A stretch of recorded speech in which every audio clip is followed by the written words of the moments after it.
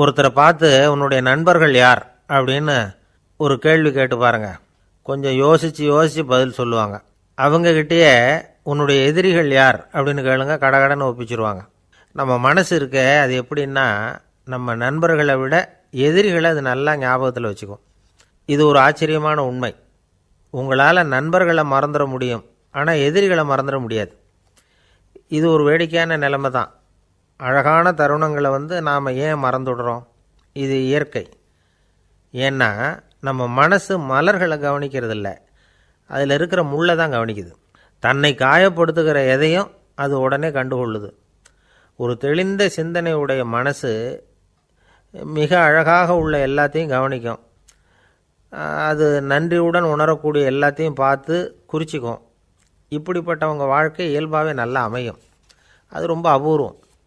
மனசில் உள்ள ஒரு சிறிய அமைப்பை மாற்றுவதை பொறுத்து தான் இந்த விஷயம் அப்படிங்கிறார் ஓஷோ. ஒரு யூத கோவில் இருந்து தான், அது யூதர்களின் மடமாகவும் இருந்தது. அங்கே ஒரு தலைமை குரு, அவர் ரொம்ப கண்டிப்பானவர். அந்த கோவிலை ஒட்டி ஒரு தோட்டம். ஒரு நாள் காலையில் அந்த தோட்டத்தில் 2 இளம் யூதர்கள் நடந்து போய்கிட்டு இருக்கிறாங்க. காலையில் 1 மணி நேரம், மாலையில் 1 மணி நேரம் அவங்க அந்த தோட்டத்தில் நடக்கிறதுக்கு அனுமதி உண்டு. மற்ற நேரங்களில் அவங்க மத புத்தகங்களை படிக்கணும், பிற விதிமுறைகளை கடைபிடிக்கணும். அந்த 2 பேருமே தொடர்ந்து புகைப்பிடிக்கிற பழக்கம் உள்ளவங்க. ஆனால் கோவில் மடத்தில் இருக்கிறப்போ அவங்க புகைப்பிடிக்க முடியாது, அது கடுமையான குற்றம். சரி, நாம் தோட்டத்தில் இருக்கிறப்போவாவது புகைப்பிடிக்கலாமா அப்படின்னு ஒரு ஆசை அவங்க 2 பேருக்குமே. இருந்தாலும் பயம். இப்படி கேட்டால் மதகுரு என்ன சொல்லுவாரோ அல்லது என்ன செய்வாரோங்கிற பயம். இப்படியே கொஞ்ச நாள் ஆச்சு. ஒரு நாள் அந்த 2 பேரில் ஒருத்தன் ரொம்ப கலங்கி போய் அந்த கோவிலிருந்து வெளியில் வந்துக்கிட்டு இருந்தான். வந்தவன் நேராக தோட்டத்து பக்கம் போனான். அங்கே இன்னொருத்தன் ஆனந்தமாக புகை பிடிச்சிக்கிட்டு இருக்கிறான். அதை பார்த்து தான் இவனுக்கு அதிர்ச்சி. அட கடவுளே, என்ன இது, நீ கேட்காமலே ஆரம்பிச்சிட்டியா அப்படின்னா. இல்லை நான் கேட்டுவிட்டு தான் ஆரம்பிச்சிருக்கேன்னா அவன். அப்படியா, என்ன மனுஷன் இவர், நானும் தான் கேட்டேன், என்னை கண்ணாபுண்ணான்னு திட்டிவிட்டார். இது என்ன கோவிலா இல்லை நரகமா? உனக்கு புகை பிடிக்கணும்னு ஆசையாக இருந்தால் நரகத்துக்கு போகணும்னு சொல்லிவிட்டார். அது சரி, உன்னை மட்டும் எப்படி அனுமதிச்சார் அப்படின்னு கேட்டான் இவன். அவன் சிரிச்சுக்கிட்டே, நீ எப்படி கேட்ட சொல்லு அப்படின்னா. நாம் இந்த தோட்டத்துக்கு வர அனுமதிக்கப்பட்டிருக்கிறதே ஜபத்துக்காகத்தானே, அதனால் நான் ஜபம் சொல்லும் பொழுது புகை பிடிக்கலாமா அப்படின்னு கேட்டேன். அதுக்கு தான் அவர் சத்தம் போட்டு என்னை அடிக்கவே வந்துட்டார் அப்படின்னா இவன். நீ ஒரு மாதிரியாக கேட்டிருக்க, நான் வேறு மாதிரியாக கேட்டிருக்கிறேன். ஜபம் சொல்லும்போது புகை பிடிக்கலாமான்னு நீ கேட்டிருக்க. ஐயா, புகை பிடிக்கும் பொழுது ஜபிக்கலாமா அப்படின்னு நான் கேட்டேன். அதில் தப்பு ஒன்றும் இல்லை அப்படின்னு பதில் சொல்லிட்டார் அப்படின்னா. ஒரு சிறிய மாற்றம்தான் அது மிகப்பெரிய மாறுதலை ஏற்படுத்தி விட்டது. மனசு நல்ல விதமாக சிந்திக்க ஆரம்பிச்சுட்டுதுன்னா மகிழ்ச்சிக்கு பஞ்சம் இல்லை. ஒரு கஞ்சன் ஆற்றுல விழுந்துட்டான். வெள்ளத்தில் தத்தளிச்சிக்கிட்டு இருக்கிறான். கரையில் நின்ன ஒருத்தர், உன் கையை கொண்டா இப்படி பிடிச்சி இழுத்து கரையில் சேர்த்து விடுறேன்னார். எதையும் கொடுத்து பழக்கம் இல்லாத அவன் கையையும் கொடுக்க மாட்டேன்னுட்டான். இவர் பார்த்தார்.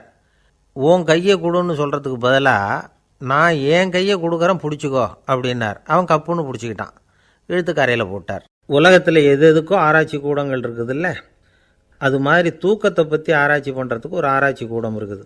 அப்படி ஆராய்ச்சி பண்ணணும்னா அதுக்கு மூழ்கிக்கிட்டு இருக்கணும்ல. அதனால தான் அந்த ஆராய்ச்சி கூடம் இங்கே இல்லை. அமெரிக்காவில் பாஸ்டன் பல்கலைக்கழக மருத்துவமனையில் அது இருக்குது. அங்கே தூக்கத்தை பற்றி பலவிதமான ஆராய்ச்சிகள் பண்ணிகிட்டு இருக்கிறாங்க. அந்த ஆராய்ச்சி கூடத்தில் இயக்குனராக இருக்கிற ஒரு நிபுணர், அவர் என்ன சொல்கிறார் தெரியுமா? உங்களுக்கு தூக்கம் வரலையா, நீங்கள் நல்லா தூங்கிறதுக்கு தாராளமாக சில யோசனைகளை என்னால் சொல்ல முடியும் அப்படிங்கிறார். யோசனை தானே, காசா பணமாக கேட்டு வச்சுக்கலாமே. உணவு, மனநிலை, தூங்கும் இடத்தோட சூழ்நிலை, படுக்கைக்கு செல்கிறப்போ உள்ள பழக்க வழக்கங்கள், இது காரணமாக ஒருத்தருக்கு தூக்கம் வராமல் போகலாம். தூக்கம் வராததுக்கு இதுதான் காரணம்னா அதையெல்லாம் சுலபமாக கட்டுப்படுத்தலாங்கிறார் அவர். தூக்கத்தை வரவழைக்கக்கூடிய ஒரு நல்ல மருந்து உடற்பயிற்சி. ஆனால் ஒன்று, படுக்க போகிற நேரத்தில் இது மாதிரி உடற்பயிற்சிகள் எல்லாம் செய்யக்கூடாது.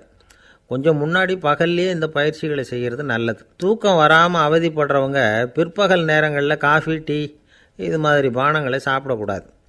மது அருந்துறது கூட தூக்கத்தை பாதிக்கும்.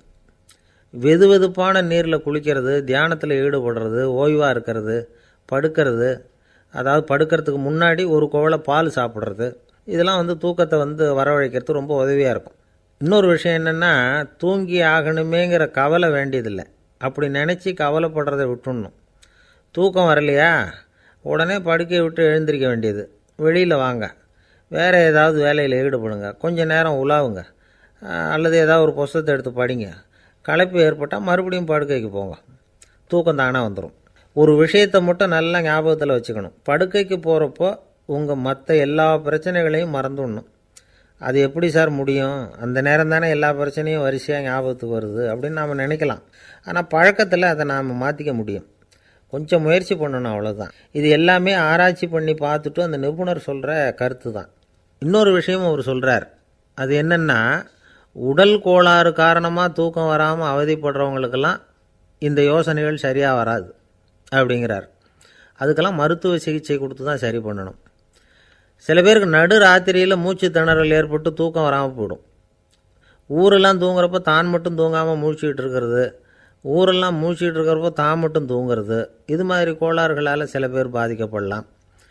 கால் தசை முறுக்கிக்கிறதுனால சில பேருக்கு அடிக்கடி விழிப்பு வரலாம். மன அழற்சி காரணமாக சில பேருக்கு தூக்கம் வராது. இது மாதிரி கோளாறுகளுக்கெல்லாம் அதுக்கு தகுந்த மாதிரி சிகிச்சை கொடுத்து தான் சரி பண்ண வேண்டியிருக்கும். எந்த கோளாறும் இல்லாமல் தூக்கம் வரலைன்னா ஆரம்பத்தில் சொன்ன முறைகளை கடைப்பிடிச்சி பார்க்கலாம். தூக்கம் வந்ததுன்னா யோசனை சொன்ன அந்த நிபுணருக்கு நன்றி சொல்லலாம். ஒருத்தர், ஏன் சார் பஸ்ஸில் தூங்குறது கெட்ட பழக்கமானு கேட்டார். இல்லையே, நான் கூட பஸ்ஸில் போகிறப்ப தூங்கிட்டு தானே போவேன் அப்படின்னார் இன்னொருத்தர். அப்புறம் ஏன் என்ன டிரைவர் வேலை வேணாம்னு வீட்டுக்கு அனுப்பி வச்சுட்டாங்க அப்படின்னாராம் அவர். ஒரு தந்தை தன்னோட பிள்ளைய ரொம்ப தைரியசாலியாக வளர்க்கணும்னு ஆசைப்பட்டார். அதுக்காக அவனை கூப்பிட்டு உட்கார வச்சு இப்படி உபதேசம் பண்ணார். இதை பாருப்பா, நான் உன்னாட்டம் இருக்கிறப்போலாம் எதுக்கும் பயப்பட மாட்டேன், ரொம்ப துணிச்சலாக இருப்பேன். ஒரு நாள் ஒரு அப்பாவி எலியை ஒரு பூனை துரத்திட்டு ஓடிச்சு. நான் உடனே என்ன செஞ்சேன் தெரியுமா? அந்த பூனையை பிடிச்சேன், அது வாலில் ஒரு பட்டாசு சரத்தை கட்டினேன், கொளுத்தி விட்டேன், படபடன்னு வெடிக்க ஆரம்பிச்சுட்டுது. அது துள்ளிக்கிட்டு அங்கேயும் இங்கேயும் ஓடி இருக்கு பாரு ஓட்டம், ரொம்ப தமாஷு அப்படின்னார் அப்பா. இப்படி சொல்லிவிட்டு பையனை பார்த்து, இதை கேட்குறதுக்கு உனக்கும் துணிச்சல் வருதா? நான் என்னுடைய செயலை நீ கேட்குறப்போ உனக்கு துணிச்சல் வருதா அப்படின்னு கேட்டார். வருதுன்னா பையன். எப்படின்னா அப்படிங்கிற விவரத்தையும் சொன்னான் அவன். அதாவது, எலியை விரட்டினத்துக்காக பூனை வாலில் பட்டாசு கொளுத்துனீங்க நீங்கள், பூனையை விரட்டினத்துக்காக உங்கள் கழுத்தில் பட்டாசு சரத்தை மாட்டினா என்னென்னு தோணுது எனக்கு அப்படின்னு நான் பையன். பையனோட துணிச்சல் அப்பாவே நடுங்க வச்சுட்டுது. அது சரி, ஒரு அப்பா பிள்ளைக்கு இப்படியா உபதேசம் பண்ணுறது? எல்லாருக்கிட்டையும் அன்பாக பழகிறது எப்படி அப்படின்னு சொல்லி கொடுக்கணும். பிஞ்சு உள்ளங்களில் நஞ்சை தூவலாமா? ஒரு நாள் விநாயகர் ஒரு பூனையோடு விளையாடிக்கிட்டு இருந்தாராம். அப்படி ஆசையாக விளையாடிக்கிட்டு இருந்தப்போ அவரோட கை நகம் தவறுதெல்லாம் பூனையோட முகத்தில் பட்டுட்டு தான். அது ஒரு சின்ன கீறலை உண்டாகி விட்டுது. அப்பா அவர் அதை ஒரு பெருசாக நினைக்கல. கொஞ்ச நேரத்துக்கு அப்புறம் விநாயகர் வீட்டுக்கு வந்தார். அவங்க அம்மா பார்வதி தேவியை பார்த்தார். பார்வதி தேவி கன்னத்தில் விரலால் கீறினது மாதிரி ஒரு அடையாளம் இருந்தது. விநாயகருக்கு அதிர்ச்சி, ஆச்சரியம். நம்ம அம்மா இந்த உலகத்துக்கே தாயார், அப்பேற்பட்ட அவங்க முகத்திலேயே கீறலை உண்டாக்கக்கூடியவங்க யாராக இருக்க முடியும் அப்படின்னு யோசனை பண்ணார். தாயே, உன்னுடைய கன்னத்தில் இந்த வடு எப்படிம்மா ஏற்பட்டதுன்னு கேட்டார். குழந்தாய், இது நீ செஞ்ச காரியம்தான்ப்பா, உன்னுடைய கை நகம் கீறினதுனால ஏற்பட்ட வடு தான் இது அப்படின்னாங்க அவங்க. விநாயகர் திடுக்கிட்டு போட்டார். எப்படிம்மா அது? நான் எந்த காலத்துலேயும் ஒன்று அப்படி கீறினதாக எனக்கு நினைவு இல்லையே அப்படின்னார். இன்னைக்கு காலையில் ஒரு பூனையை கீறினதை நீ மறந்துட்டியா அப்படின்னாங்க அந்த அம்மா. விநாயகர் திகைச்சு போய் நின்னார். பார்வதி தேவி சொன்னாங்க, இதை பாருப்பா, இந்த உலகத்தில் இருக்கக்கூடிய எல்லா உயிர்கள்லேயும் நான் இருக்கிறேன், நான் தான் இந்த உலகமாக ஆகியிருக்கிறேன். ஆகையினால நீ யாரை துன்புறுத்தினாலும் அது உண்மையிலேயே என்ன துன்புறுத்தினதாக தான் முடியும் அப்படின்னாங்க. விநாயகர் மனசுக்குள்ளே ஒரு வெளிச்சம் ஏற்பட்டு தான். அதுக்கப்புறம் அவர் யாரையுமே கல்யாணம் பண்ணிக்காததுக்கு அதுதான் காரணமாக. இந்த உலகத்தில் எல்லாரையும், இங்கே இருக்கிற எல்லாத்தையும் தாயின் வடிவமாக அவர் பார்க்க ஆரம்பிச்சிட்டாராம். குருதேவர் ராமகிருஷ்ணர் இந்த கதையை எடுத்து சொல்லியிருக்கிறார். நபிகள் நாயகம் ஒரு தடவை ஒரு நாற்காலியில் உட்காந்து என்னமோ யோசனை பண்ணிகிட்டு இருந்திருக்கிறார். அப்போ அவரோட உடையில் ஒரு கீழ்ப்பகுதி தரையில் படிஞ்சு கிடந்திருக்குது. அங்கே விளையாடிக்கிட்டு இருந்த ஒரு பூனை அது மேலே வந்து படுத்து தூங்கி போச்சு. தொழுகை செய்ய வேண்டிய நேரம் வந்துட்டது. நபிகள் நாயகம் எழுந்திருக்க பார்த்தார். அப்போ தான் பூனை தன்னோட உடை மேலே படுத்து தூங்கிட்டு இருக்கிறது கண்ணில் படுது. பூனையோட தூக்கத்தை கலைக்க விரும்பல அவர். தன்னுடைய சகோதரியை கூப்பிட்டார். ஒரு கத்திரிக்கோல் எடுத்துகிட்டு வர சொன்னார். பூனை படுத்திருந்த உடைப்பகுதி மட்டும் இருக்குல்ல, அதை மட்டும் அதோட கத்திரிச்சு விட்டுட்டு அதுக்கப்புறம் அவர் எழுந்திரிச்சு தொழுகைக்கு போனாராம். அதாவது பிற உயிர்கள்கிட்ட எப்படி அன்பு காட்டணுங்கிறத பெரியவங்க எவ்வளவோ விதத்தில் நமக்கு எடுத்து காட்டியிருக்கிறாங்க. இருந்தாலும் எத்தனை பேர் மனசில் அதெல்லாம் உரைச்சிருக்குது. நாமளும் நம்ம ட்ரெஸ்ஸு மேலே ஒரு பூனை படுத்திருந்தா ஒரு கத்திரிக்கோலை தான் தேடுவோம், எடுத்துக்கிட்டு வர சொல்லுவோம். துணியை வெட்டுறதுக்கு பதிலாக இல்லை அதோட வாழை வெட்டினா என்ன அப்படின்னு தோணும். ஒரு ஆள் ரொம்ப பிரியமாக ஒரு பூனையை ஆற்றுல குளிப்பாட்டிக்கிட்டு இருந்தானா. எப்படி? அந்த பூனையை ஆற்று தண்ணியில் அமுக்கி அமுக்கி குளிப்பாட்டிக்கிட்டு இருக்கிறான். அந்த வழியாக போன பெரியவர் ஒருத்தர் இதை பார்த்தார். இதை பார்ப்பா, பூனையை அது மாதிரி ஆற்று தண்ணியில் அமுக்கி குளிப்பாட்டாத, மூச்சு திணறி செத்து போடும் அப்படின்னு அட்வைஸ் பண்ணார். நீ போய் அவன் வேலையை பார்த்துக்கிட்டு, எனக்கு எல்லாம் தெரியும்னா இவன். சரின்னு அவர் போயிட்டார். கொஞ்ச நேரம் கழித்து அவரே அந்த வழியாக திரும்பி வந்துக்கிட்டு இருந்தார். ஆற்றுல பூனையை குளிப்பாட்டிக்கிட்டு இருந்தவன் அழுதுகிட்டு உட்காந்துருக்கிறான். பக்கத்தில் அந்த பூனை செத்து கிடக்குது. இதை பார்த்தார் பெரியவர். நான் தான் அப்போவே சொன்னேனே அந்த பூனையை ஆற்றுல நினைக்காதேன்னு, அதை கேட்டிருந்தா அப்படி ஆயிருக்குமா அப்படின்னார். அந்த ஆள் கோபமாக இவரை முறைச்சி பார்த்தான். அட போய்யா, இந்த பூனை ஆற்றுல குளித்ததுனால ஒன்றும் செத்து போகல, குளித்ததுக்கப்புறம் அதோட உடம்பு ஈரமாக இருக்குதுன்னு அதை புழிஞ்சேன், அதனால தான் இப்படி ஆயிட்டுது அப்படின்னு நானா. ஏங்க எங்கே போயிட்டு வரீங்க அப்படின்னு கேட்டேன். எனக்கு வேண்டப்பட்ட ஒருத்தரை பார்த்து. ஆஸ்பத்திரிக்குன்னார். எந்த ஆஸ்பத்திரிக்குன்னே? மாட்டு ஆஸ்பத்திரிக்குன்னார். என்ன விஷயம்னே? மாமனாருக்கு உடம்பு சரியில்லை, அதுதான் மாட்டு ஆஸ்பத்திரிக்கு போயிட்டு வரேன்னார். அட பாவி, அதுக்கு அந்த ஆஸ்பத்திரிக்காக போவாங்க அப்படின்னு ஆச்சரியமா. அட அது இல்லைப்பா, முதல்ல எங்கள் குடும்ப டாக்டர் தான் தேடிக்கிட்டு போனேன். அவர் அந்த நேரத்தில் அவர் வளர்க்குற நாய்க்குட்டிக்கு உடம்பு சரியில்லைன்னு சொல்லி அதை தூக்கிக்கிட்டு மாட்டு ஆஸ்பத்திரிக்கு போயிட்டாராம் சொன்னாங்க. அதனால் அங்கே போய் அவரை சந்தித்து விஷயத்தை சொல்லிவிட்டு வர்றேன்னார். அப்புறம் தான் எனக்கு கொஞ்சம் நிம்மதியாக இருந்தது. பொதுவாக நமக்கு தெரிஞ்ச வரையில் டாக்டர்கள் 2 வகை. நமக்கு வைத்தியம் பண்ணுற டாக்டர்கள் ஒரு வகை, நம்மக்கிட்ட இருக்கிற ஆடு மாடு கோழிக்கு வைத்தியம் பண்ணுற டாக்டர்கள் ஒரு வகை. இப்போ தான் எனக்கு தெரியும் இன்னொரு வகையான டாக்டர்களும் உண்டுங்கிறது. அது யாருன்னா பூச்சிகளுக்கு வைத்தியம் பண்ணுற டாக்டர்கள், அதாவது பூச்சி டாக்டர்கள். வெளிநாடுகளில் அப்படிலாம் கூட சில பேர் இருக்கிறாங்க. பிரிட்டனில் யார்க்ஷயர் வட்டாரத்தில் ராதர்ஹாம் அப்படின்னு ஒரு ஊர். அங்கே ஒரு விலங்கியல் மருத்துவர், பேர் டாக்டர் லான்ஸ் ஜெப்சன். அவர் ஆஸ்பத்திரி வாசலில் பார்த்தீங்கன்னா தினமும் நிறைய பேர் நின்றுக்கிட்டு இருப்பாங்க. கையில் கண்ணாடி குடுவை, தகர டப்பா இப்படி ஏதாவது இருக்கும். அதுக்குள்ளே ஏதாவது பூச்சிகள் இருக்கும். அதுக்கு வைத்தியம் பண்ணுறதுக்காக வந்தவங்க தான் அவங்கெல்லாம். சிலந்தி பூச்சி, பல்லி, தேளு, பாம்பு இப்படி ஏதாவது இருக்கும். பொழுதுபோக்காக சில பேர் நாய், பூனை, கிளி, மைனா, புறா இப்படி ஏதாவது வளர்க்குறாங்கல்ல, அது மாதிரி இப்போல்லாம் தேளு, பல்லி, பாம்பு, பூச்சி இதையெல்லாம் வளர்க்க ஆரம்பிச்சிட்டாங்களாம். இது ஒரு புது ஃபேஷன். இப்போ கூண்டுக்குள்ளே டப்பாக்குள்ளே போட்டு வளர்க்குறது, அதுக்கு ஏதாவது நோய் வந்துட்டுதுன்னா வைத்தியம் பண்ணுறதுக்கு டாக்டர்கிட்ட வந்துட வேண்டியது, இப்படி இந்த பழக்கம்லாம் நிறையா வந்துட்டுது. ரத்தம் உறிஞ்சிற அட்டைகள் கூட இவங்ககிட்ட வைத்தியத்துக்கு வருதான். சிலந்திகளில் செங்கால் சிலந்தின்னு ஒரு வகை. மத்திய அமெரிக்க காடுகளில் இது அதிகம். சிலந்திகள்லேயே ரொம்ப விலை உசந்தது இந்த ரகம்தான். கால்களில் சிவப்பு கோடுகள் இருக்கும். இந்த இனம் இப்போ குறைஞ்சிக்கிட்டே வர்றதுனால சர்வதேச விதிகளின்படி இவற்றின் ஏற்றுமதி இறக்குமதிக்கு தடை விதிக்கப்பட்டிருக்குது. அதனால் இதை வளர்க்குறவங்க வீட்டுக்குள்ளேயே இனவிருத்தி மூலமாக பெருக்கி விற்பனை பண்ணிட்டு வராங்களாம். அந்த வகை சிலந்திகள் தான் இப்போ வைத்தியத்துக்கு அதிகமாக வருதான். சரி, இதுக்கெல்லாம் எப்படி வைத்தியம் பண்ணுறாங்க? முதல்ல அதை குளிர்பதன பெட்டியின் வழுவழுப்பான சுவரில் விட்ட உடனே அதெல்லாம் மெதுவாக இறங்கி வரும். அப்போ அதன் நோயை கண்டுபிடிக்கிறது சுலபம். அப்புறம் அதுக்கு கிருமிகளை கொல்லக்கூடிய மருந்துகளையோ வலி நிவாரண மருந்துகளையோ கொடுப்பாங்க. கால் உடைஞ்ச சிலந்திகளுக்கு பசையை கொண்டு ஆப்ரேஷன் பண்ணுவாங்க. சில சிலந்திகளுக்கு உடைஞ்ச காலை எடுத்துட்டா புதிய கால் வளர்ந்துடும். சிலந்திகளை மனிதர்கள் கையில் எடுக்கிறப்போ அது பயந்து போய் கீழே குதிக்குது. அதனால் கால் உடஞ்சி விடுது, இல்லைன்னா வயிறு சேதமடையுது. அந்த நிலைமையில் வர்ற சிலந்திகளுக்கு மயக்க மருந்து கொடுத்து ஆப்ரேஷன்லாம் கூட பண்ணுறாங்களாம். பார்த்தீங்களா பூச்சிகளுக்கு வந்த வாழ்வே. நம்ம ஊர்லேயும் வீடுகளில் பூச்சிகள் வளர்க்குறது உண்டு. ஒருத்தர் வந்தார், எனக்கு 3000 கரப்பாம்பூச்சி அவசரமாக தேவைப்படுது, எங்கே கிடைக்கும்னு கேட்டார். கரப்பாம்பூச்சியா? அது என்னத்துக்குன்னு கேட்டோம்.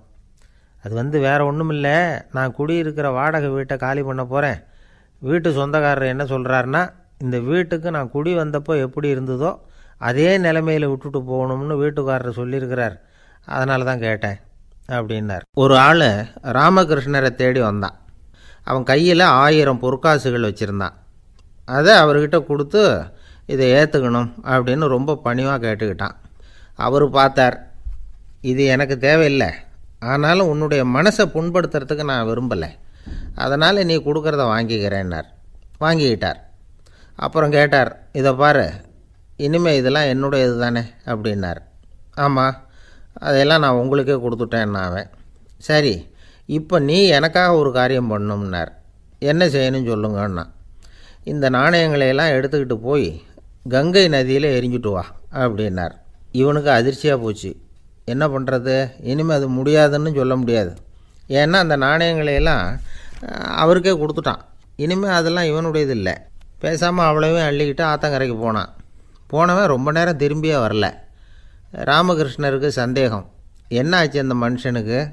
காசுகளோடு அந்த கங்கையில் குதிச்சுட்டானா?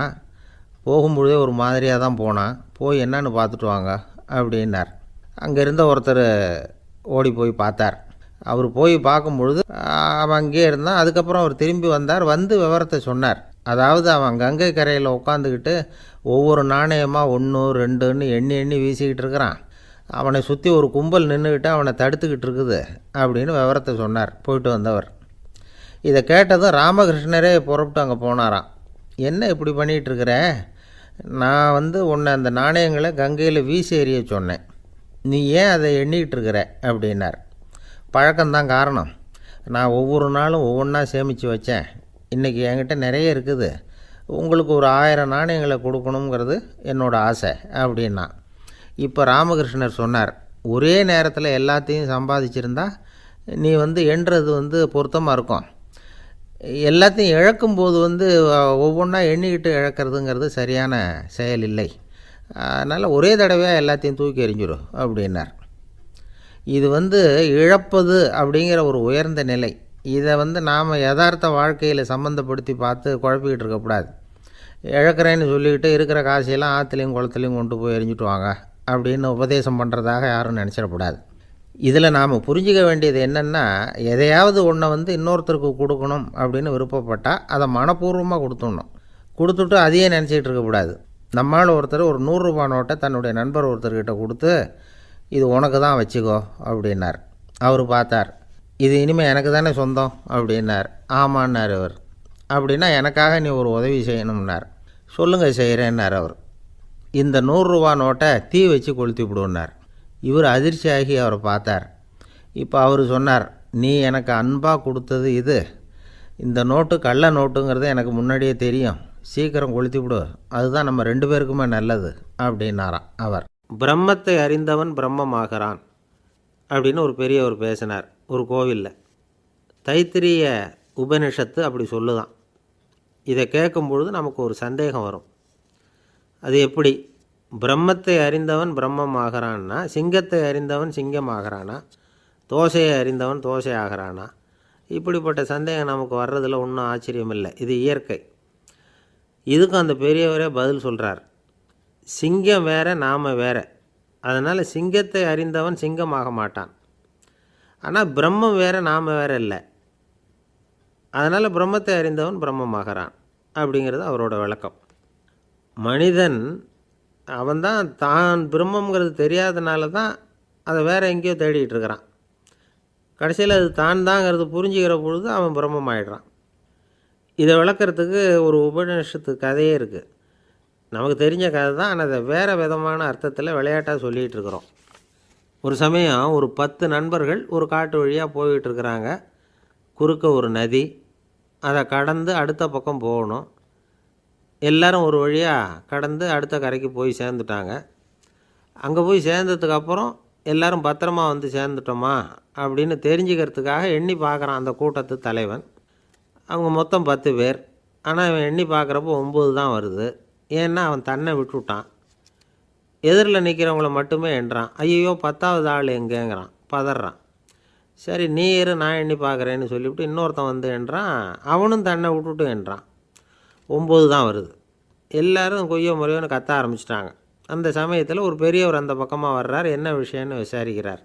10வது ஆள் 6 அடிச்சுட்டு போட்டுது அப்படின்னு சொல்லி இவங்க அழறாங்க. சரி அழாதீங்க அப்படின்னு சொல்லி அந்த தலைவனை பார்த்து இப்படி வாங்குறார். வர்றான். இப்போ எனக்கு முன்னாடி ஒரு தரம் எண்ணு பார்க்கலாம்ங்கிறார். 1 2 3ன்னு ஆரம்பித்து 9ல் வந்து முடிக்கிறான். உடனே பெரியவர் நீ தான் அந்த 10வது ஆள் அப்படிங்கிறார். இது உண்மை. நாம் தான் நம்மளை வேறு எங்கேயோ தேடிகிட்டு இருக்கிறோம். நாம் எங்கேயோ தேடிகிட்டு இருக்கிறோமே அந்த பிரம்மம் நாம் தான். இப்படி ஒரு பெரிய உண்மையை விளக்கிறதுக்காக தான் அப்படி ஒரு கதை சொல்லப்பட்டது. ஆனால் அதை வந்து நாம் வேறு விதமாக வேடிக்கையாக உபயோகப்படுத்திக்கிட்டு இருக்கிறோம். எப்படி தெரியுமா? ஒரு ஆத்தங்கரையில் ஒரு 10 பேர் முழிச்சுக்கிட்டே நின்றுக்கிட்டு இருந்தாங்களாம். அந்த பக்கமாக வந்த ஒருத்தன் ஏன் இப்படி முழிச்சுக்கிட்டு நிற்கிறீங்கன்னு கேட்டிருக்கிறான். எங்களுக்கு நீச்சல் தெரியாது, நாங்கள்லாம் அடுத்த கரைக்கு போய் சேரணும் அப்படின்னு நாங்களாம். சரி நான் கொண்டுட்டு போய் விடுறேன். எல்லாரும் அக்கறைக்கு போய் சேர்ந்த உடனே ஆளுக்கு ₹1 வீதமாக மொத்தம் ₹10 எனக்கு கொடுக்கணும் அப்படின்ட்டுருக்கான் இவன். சரின்னு ஒத்துக்கிட்டாங்க. இவன் ஒவ்வொருத்தராக கையை பிடிச்சி மெதுவாக ஆற்றுல இறக்கி அழைச்சிட்டு போயிட்டான்.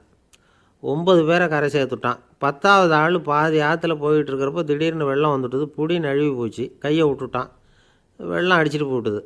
அழைச்சிட்டு வந்தவன் நீச்சல் அடித்து தடுமாறி கரைக்கு வந்து சேர்ந்துட்டான். கரையில் இருந்தவங்களுக்கு இந்த விஷயம் தெரியாது.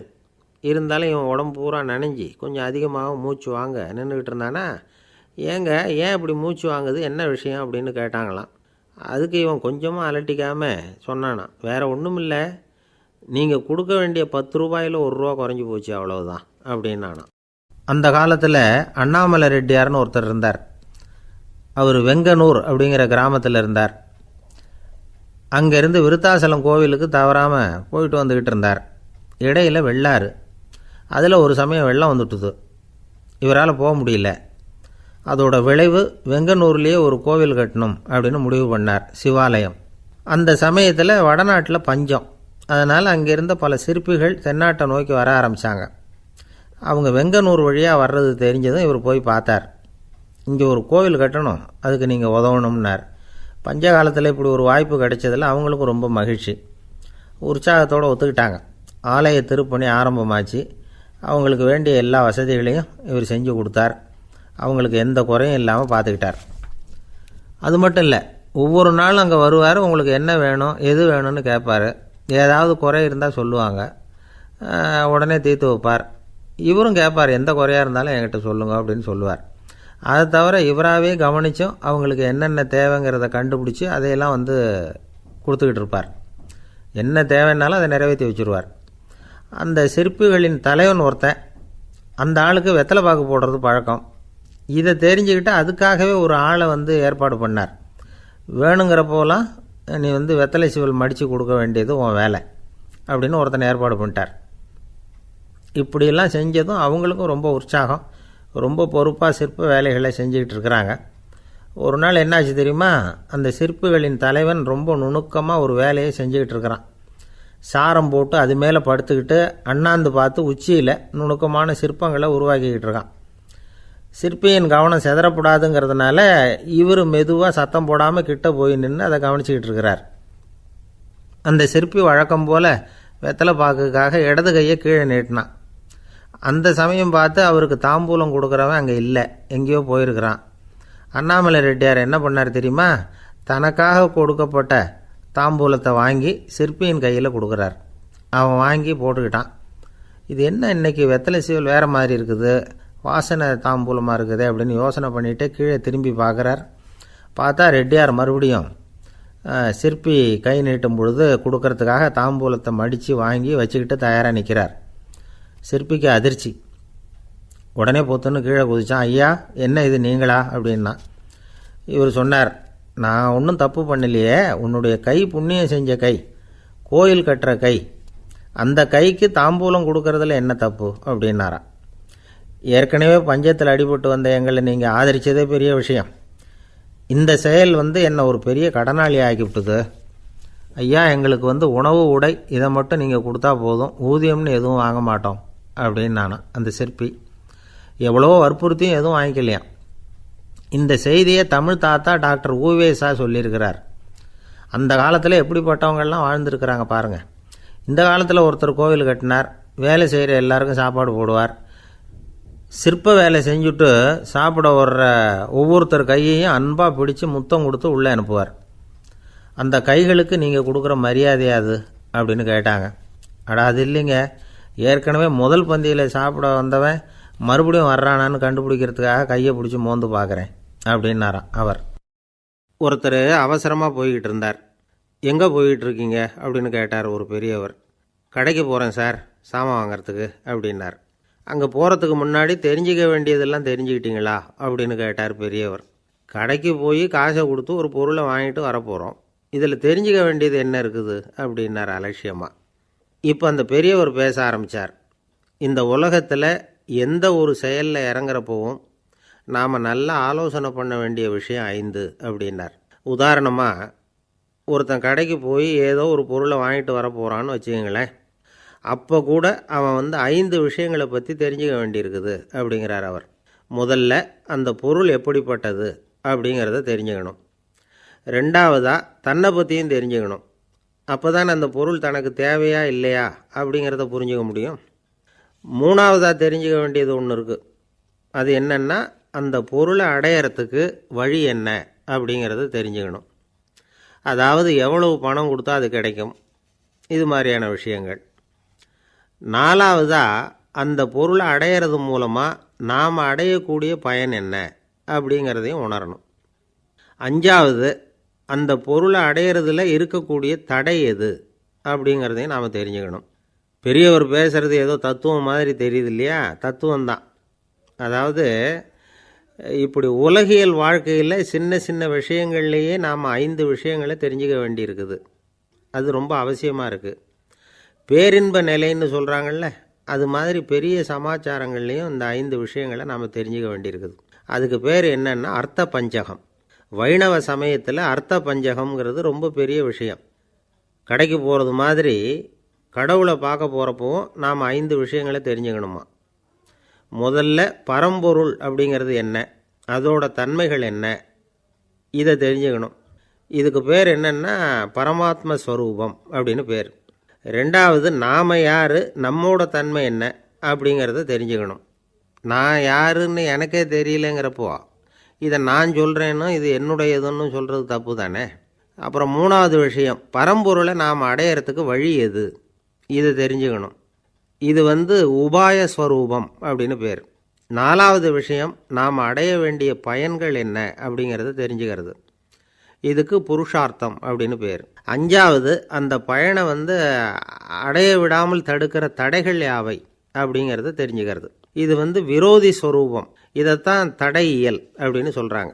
அதாவது பரமாத்மாவை பற்றிய அறிவு, ஜீவாத்மாவை பற்றிய அறிவு, உபாயம் பற்றிய அறிவு, புருஷார்த்தம் பற்றிய அறிவு, இந்த 4 அறிவுக்கும் எதிரடையாக, அதாவது அதையெல்லாம் தப்பாக புரிஞ்சுக்கிறதால உண்டாகக்கூடிய அறிவு விரோதி ஸ்வரூபம். என்ன இது தகவலில் ஏதாவது கதை சொல்லுவீங்கன்னு பார்த்தா ஏதோ தத்துவம் பேசிக்கிட்டு இருக்கிறீங்களே அப்படின்னு நினைக்கலாம். இதுவும் தெரிஞ்சுக்க வேண்டிய ஒரு பெரிய விஷயந்தான். காதில் போட்டு வச்சா எப்போவாவது உபயோகப்படும்.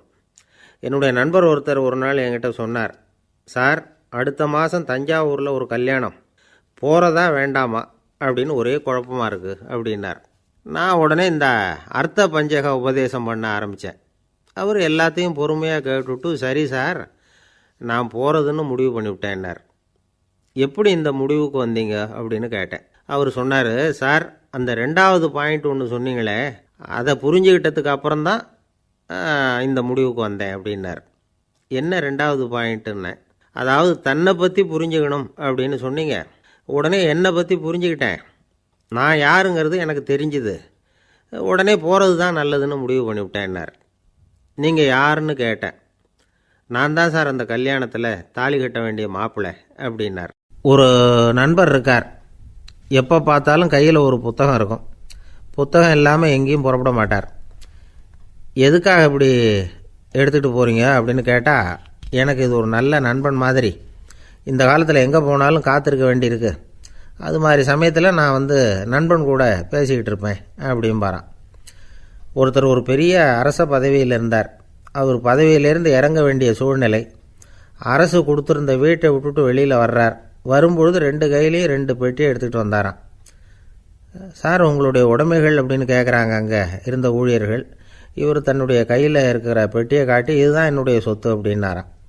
ஒரு பெட்டியில் அவருடைய உடைகள், இன்னொரு பெட்டியில் அவர் விரும்பி படிக்கிற புத்தகங்கள், அவ்வளோதான். இதுதான் இருந்துதான். புத்தகம் படிக்கிறது மனசுக்கு நல்லதுங்கிறது நமக்கு தெரியும். புத்தக வாசிப்பு உடம்புக்கும் நல்லதுங்கிறாங்க. அது நமக்கு ஆச்சரியமாக தான் இருக்குது. ஒரு நபர் ஒரு வருஷத்தில் சராசரியாக 2000 பக்கங்களை படிச்சிருக்கணுமா, யுனெஸ்கோ பரிந்துரை.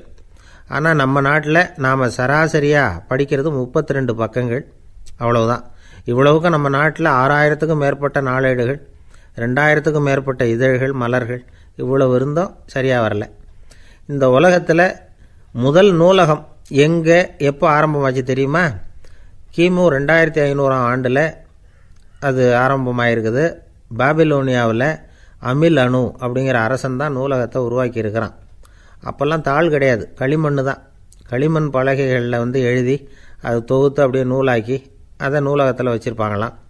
அரசருடைய நூலகத்தில் 1000த்துக்கும் மேற்பட்ட நூல்கள் இருந்ததாக வரலாற்று குறிப்பு இருக்குது. அது மட்டும் இல்லை, அந்த நூலகத்தில் பொருள் வாரியாக, அதாவது சப்ஜெக்ட் வாரியாக புத்தகங்களை வகைப்படுத்தி வச்சுருந்தாங்களாம். அதில் மிச்சம் இருந்த ஒரு 25 களிமண் பலகை புத்தகங்கள் இன்றைக்கும் பிரிட்டிஷ் அருங்காட்சியகத்தில் இருக்குதான். அச்சு தாள் இதெல்லாம் ஏற்பட்டதுக்கு அப்புறம் அமைக்கப்பட்டது தான் பிரான்சில் இருக்கக்கூடிய பாரிஸ் நூலகம். 1480 பிரெஞ்சு மன்னர் 11ஆம் லூயி இந்த நூலகத்தை அமைச்சாராம். ஆனால் அப்போல்லாம் அரசர்கள் மட்டும்தான் நூலகத்தை பயன்படுத்த முடியுமா. அதுக்கப்புறம் 17ஆம் நூற்றாண்டில் இந்த முறை மாறி பொதுமக்கள் அங்கே போகலாம், படிக்கலாம் அப்படிங்கிற நிலைமை வந்துதான். போட்லியன் நூலகம் அப்படின்னு அதுக்கு பேர், பாரிஸ் நகரத்தில் இருக்குது.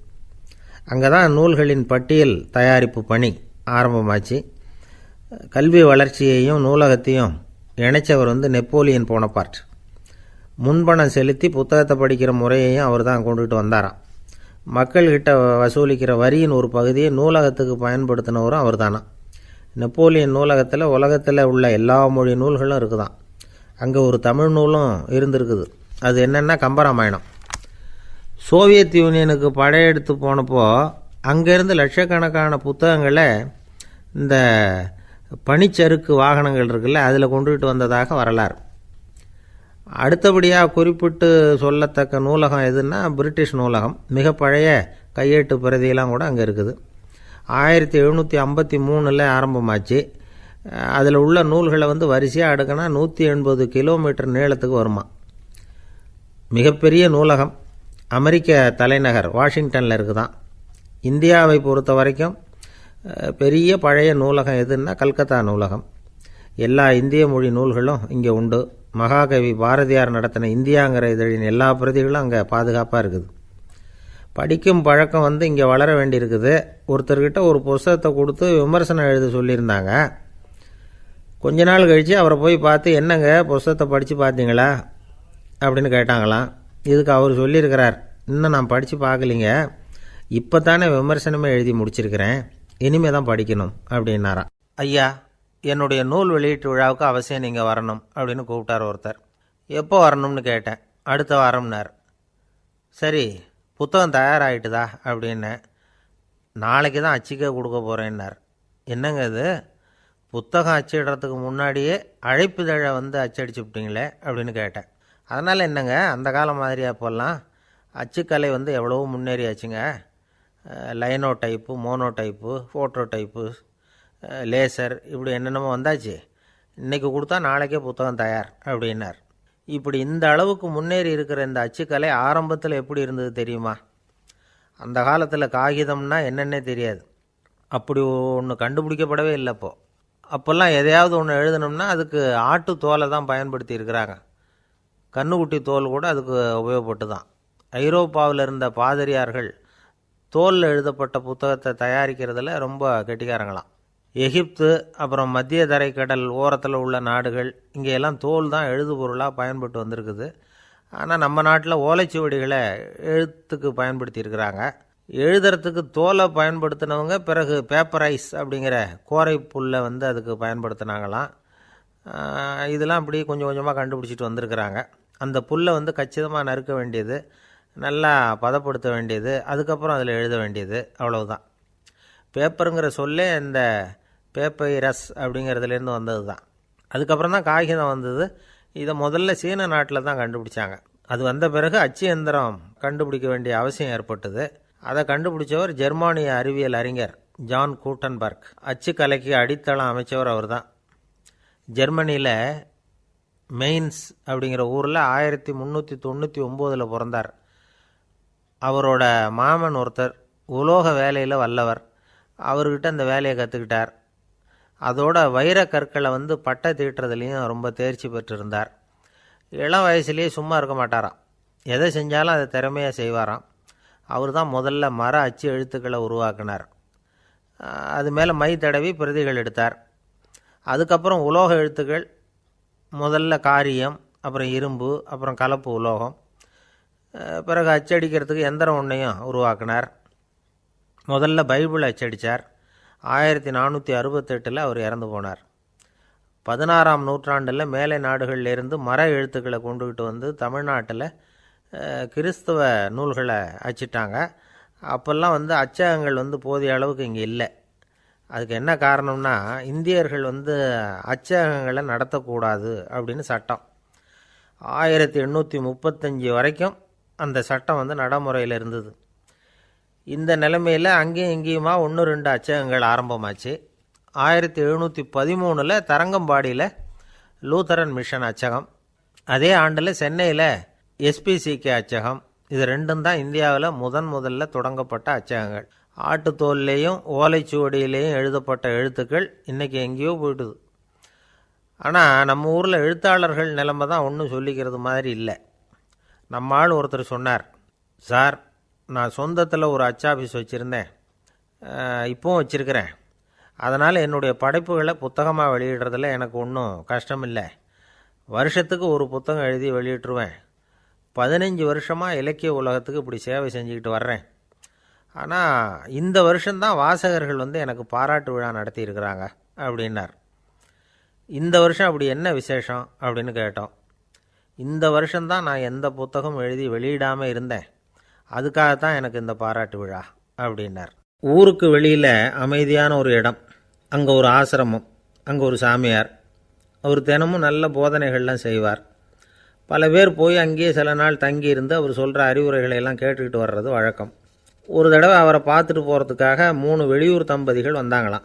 அந்த மடத்திலேயே சாப்பிட்டுக்கிட்டு தங்கி இருந்து அவங்களுடைய போதனைகளை கேட்டுக்கிட்டு போகணுங்கிறது அவங்க நோக்கம். காலையில் குளிச்சுட்டு பூஜையில் உட்காந்தார் அந்த சுவாமி. இவங்களும் குளிச்சுட்டு அந்த பூஜையை பார்க்குறதுக்காக அவர் முன்னாடி உட்காந்தாங்க. பூஜை ஆரம்பமாச்சு. சம்பிரதாயப்படி அது ரொம்ப நேரம் நடந்துக்கிட்டே இருக்குது. இவங்களுக்கு நல்ல பசி இருந்தாலும் இந்த நேரத்தில் அதை எப்படி வெளியில் காட்டிக்கிறது? பேசாமல் இருந்தாங்க. அந்த சுவாமி பூஜையை முடித்தார். அதுக்கப்புறம் பேச ஆரம்பித்தார். பேச்சு அருமையாக தான் இருந்தது, அமிர்தமாக தான் இருந்தது. இருந்தாலும் இவங்களுக்கு இருக்கிற வயிற்று பசி அது சரியாக கவனிக்க விடலை. அந்த சுவாமியே இதை கவனித்ததா தெரியல. இவங்களுக்கு மனசுக்குள்ளே ஒரு எண்ணம், உள்ளே சாப்பாடு தயாராகிட்டு இருக்கும் போல இருக்குது, இந்த பேச்சு முடிஞ்சது நம்மளை உள்ளே அழைச்சிட்டு போய் சாப்பாடு போடுவாங்கன்னு நினைக்கிறோம் அப்படின்னு இவங்களாம் நினச்சிக்கிட்டாங்க. ஆனால் சுவாமி இதை பற்றி எதுவுமே பேசலை, கண்டுக்கலை. ஒரு அம்மாவால் அதுக்கு மேலே சும்மா இருக்க முடியுமா? முடியல. சாப்பாட்டை கவனிக்கலாமா அப்படின்னு சொல்லி மெதுவாக ஆரம்பித்தாங்க. கவனிக்கலாமே அப்படின்னு உள்ளே அழைச்சிட்டு போனார் சுவாமி. இவங்க ரொம்ப அவசரமாக எழுந்திரிச்சு உள்ளே ஓடினாங்க. அங்கே ஒரு மேஜை மேலே ஒரு கிண்ணம் மூடி இருந்தது. இதுதான் சாப்பாட்டு மேஜை போல் இருக்குது, இங்கே சாப்பாடு வந்துடும் அப்படின்னு நினச்சாங்க. உடனே போய் சுற்றி உட்காந்துக்கிட்டாங்க. சுவாமி அந்த கிண்ணத்தை எடுத்து அந்த அம்மா கிட்ட கொடுத்தார். அவங்க அதை வாங்கி மூடியை திறந்து பார்க்குறாங்க. உள்ளே ஒரு சாவி இருக்குது. சரிதான், இது சமையலறை சாவி போல் இருக்குது, அங்கே போய் அதை திறந்து சாப்பாட்டை நாமே எடுத்துக்கிட்டு இங்கே வச்சுக்கிட்டு சாப்பிட்ணும் போல் இருக்குது அப்படின்னு நினச்சாங்க. சாவி இருக்கு இல்லையா, வாங்க பூட்டு நிறையா காட்டுறேன் அப்படின்னு சுவாமி அவங்கள அழைச்சிட்டு போனார், காட்டினார். இவங்க அந்த அறையை ரொம்ப ஆவலோடு திறந்தாங்க. உள்ளே பார்த்தா அங்கே அரிசி, பருப்பு, விதவிதமான காய்கறி எல்லாம் இருக்குது. சமையலுக்கு வேண்டிய மிளகாய், எண்ணெய், பால், தயிர், நெய் இப்படி எல்லாமே இருக்குது. அடுப்பு, விறகு, நெருப்பு போட்டி அது கூட அங்கே இருக்குது. சாப்பாடு தயாராக இருக்கும்னு நினச்சிக்கிட்டு போனால் இப்படி இருக்குதே அப்படின்னு சொல்லி அதை பார்த்ததும் ரொம்ப சோர்ந்து போட்டாங்க அவங்க. சுவாமி, என்ன இது சாப்பாடு இல்லையா அப்படின்னாங்க. அதுதான் சாப்பாட்டுக்கு வேண்டிய எல்லாம் இங்கே இருக்குதே, அடுப்பு மூட்டி நீங்கள் தான் அவங்கவுங்க ருசிக்கு தகுந்த மாதிரி சமைச்சிக்கணும், இந்த சன்னியாசிக்கு எப்படி சமைக்க தெரியும் அப்படின்னு கேட்டார் சுவாமி. சாப்பாடு தயாராக இருக்கும்னு நாங்கள் எதிர்பார்த்தோம் அப்படின்னாங்க.